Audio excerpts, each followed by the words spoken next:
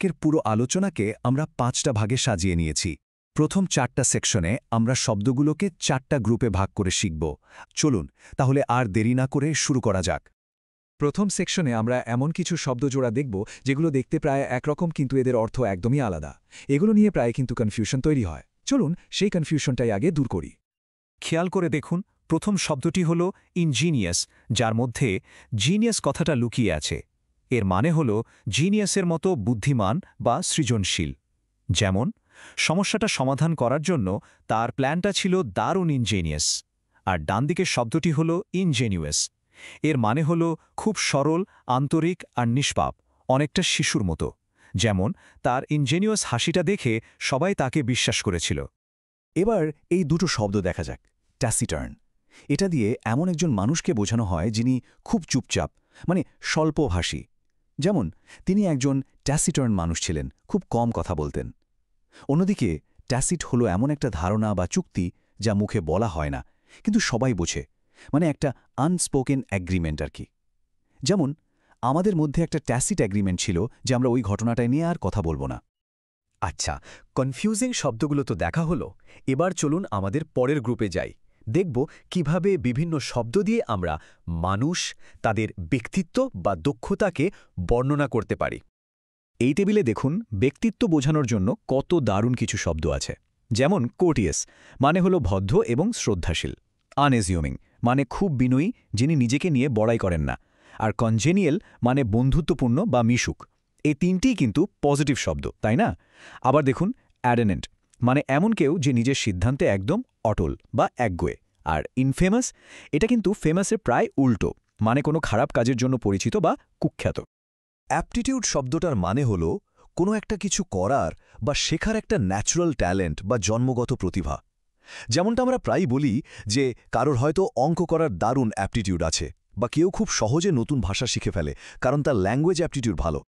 মানুষের পর এবার আসা যাক অনুভূতি, মেজাজ আর বিভিন্ন কঠিন পরিস্থিতি নিয়ে।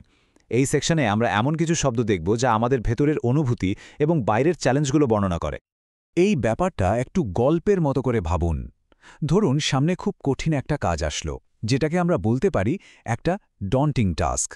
এই কঠিন কাজটা দেখলে মাথায় একটা কনফিউশন বা ডিজায়ারে, মানে বিশৃঙ্খল অবস্থা তৈরি হতে পারে। আর এর ফল কি হতে পারে?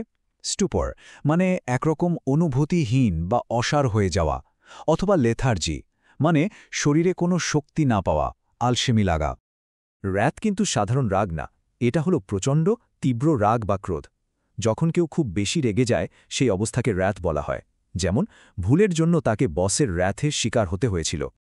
তো এই দুটো শব্দ কিন্তু একে অপরের সাথে কানেক্টেড। রাত হলো সেই তীব্র রাগের অনুভূতিটা, আর ফুলমিনেট হলো সেই রাগের বহিঃপ্রকাশ, মানে রাগে ফেটে পড়ে চিৎকার করে প্রতিবাদ করা। রাথের ঠিক উল্টো একটা অনুভূতি হলো মেলানকলি। এটা কিন্তু রাগ না, এটা হলো এক ধরনের গভীর কিন্তু শান্ত বিষণ্ণতা। যখন কেউ পুরনো দিনের কথা ভেবে বা কোনো কারণে তীক্ষ্ণ উদাস হয়ে যায়, সেই অনুভূতিটাই হলো মেলানকলি। আচ্ছা, এবার আমরা আমাদের শব্দের শেষ গ্রুপটা দেখব।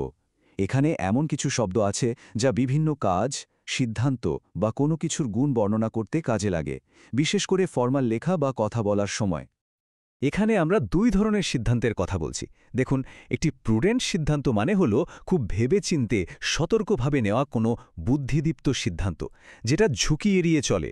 যেমন, ভবিষ্যতের জন্য টাকা জমানো একটি প্রুডেন্ট সিদ্ধান্ত।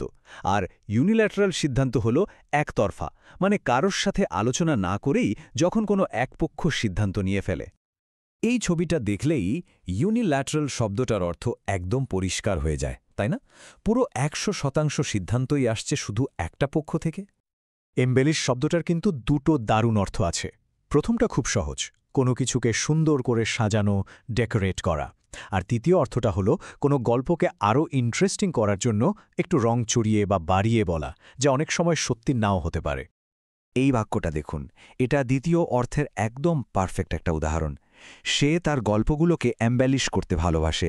যেমন, সে দাবি করছে যে সে এত বড় একটা মাছ ধরেছে। এই যে বাড়িয়ে বলা, এইটাই হলো এমবেলিশ করা। আর আমাদের শেষ শব্দজোড়াটা হলো ইনসিপিড আর মেলো। ইনসিপিড মানে হলো একদম নিরস, স্বাদহীন বা বোরিং কোনো কিছু, যেমন একটা ইনসিপিড খাবার বা একটা বোরিং বক্তৃতা। আর মেলো, মেলো হলো নরম, শান্ত আর মনোরম একটা ভাব। যেমন একজন মেলো পার্সোনালিটির মানুষ খুব শান্ত প্রকৃতির হয়,